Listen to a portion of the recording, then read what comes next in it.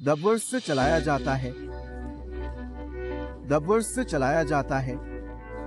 किसी भी तरह का काम होने दो, वे साथ में करते थे। डबवर्स से चलाया गया। लेकिन विजय बहुत बीमार पड़ गए थे और फिर अचानक उनकी मौत हो गई। डबवर्स से संचालित। डबवर्स से चलाया गया। विजय की मृत्यु के बाद सुनील के चाचा अजय सुनील से काम करवाते हैं, जैसे खेतों की जुताई और जानवरों की देखभाल। कुछ समय बाद सुनील को इन सब चीजों से बहुत बोरियत जम गई। अंकल, आप मुझे सब काम करवाते हो और आप खुद आराम से घर में बैठे रहते हो। तुम्हारी दो बेटियां भी मेरी कोई मदद नहीं करती। तो क्या अगर आप घर में रहना चाहते हो तो सब काम आपको ही करने होंगे? लेकिन क्यों? मुझे भी इस घर पर आपके जितना ही हक है। अरे क्या तुम पागल हो गए हो? मेरे पिता ने सारी जमीन मेरे नाम कर दी है। तेरे पिता के नाम पर कुछ नहीं है। तुम्हें कुछ नहीं मिलेगा। समझ लिया? खैर, यही कारण है कि आप मुझे और मेरी माँ को नौकरों की तरह मानते हैं। डबवर्स से चलता हुआ। ये तो बिल्कुल धोखाधड़ी है। तुमने धोखेबाजी से सारी संपत्ति अपने नाम कर ली है।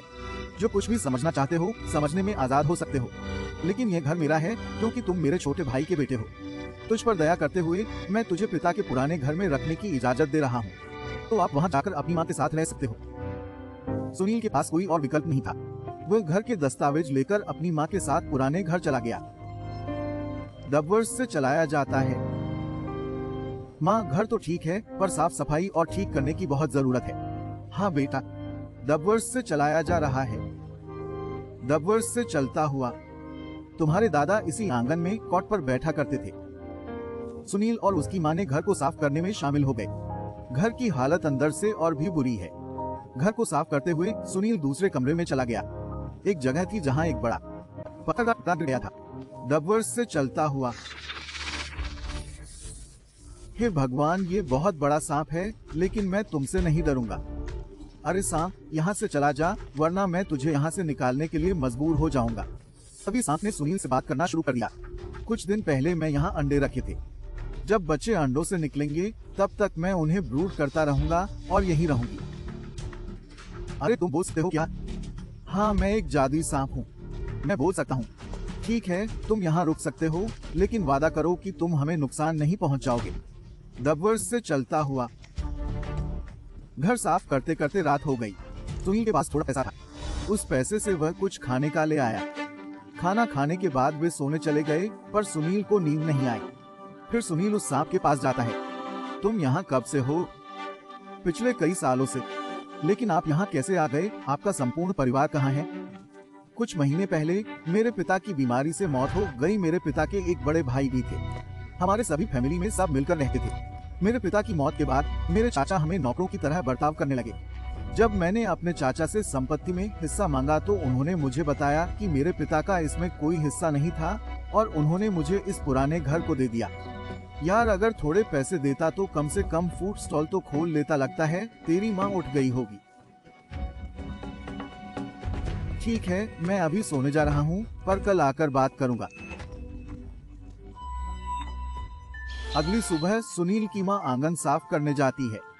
तभी उसे आंगन में एक स्काई फूड स्टॉल नजर आता है, जिसकी सीढ़ियाँ जमीन से थोड़ी ऊपर हैं और पूरा स्टॉल बिना किसी सहारे के हवा में लटक रहा है। सुनील। माँ, क्या हुआ? सुबह सुबह क्यों चिल्ला रही हो? देखो, ये स्काई फूड स्टॉल बिना किसी सहायता के ये हवा में लटकता हुआ दिख रहा है। सुनील ने स्काई फूड स्टॉल देखा तो चौंके। उसे देखकर वह बहुत हैरान था। उसे जो देखने को मिला उससे वह आश्चर्यचकित हो गया। वाह माँ, ये हमारा स्काई फूड स्टॉल है। लेकिन एक ही रात में इसका निर्माण किसने किया? सुनील को तुरंत समझ आता है कि स्काई फूड स्टॉल को जादुई सांप के चमत्कार से बनाया गया है। डबवर्स द्वारा संचालित। पर कुछ नहीं था। हर जगह ढूंढने के बाद भी सुनील को कुछ नहीं मिलता है। बस कुछ टूटे हुए अंडों के छिलके मिलते हैं। लगता है कि वह अपने बच्चों के साथ इस जगह से चली गई हो। लेकिन जाते समय उसने मेरे लिए एक जादुई स्काई फूड स्टॉल तैयार किया। सुनील की माँ ने उस जादुई सांप से बहुत प्रार्थना की थी और अगले ही दिन से सुनील ने स्काई फूड स्टॉल चलाना शुरू कर दिया।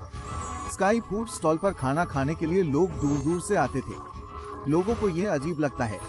खाना खाने के बजाय स्काई फूड स्टॉल देखने के लिए लोग दूर से आते थे।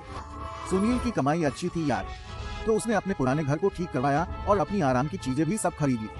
अब सुनील और उनकी माँ की जिंदगी दिन अब दिन बेहतर हो रही है।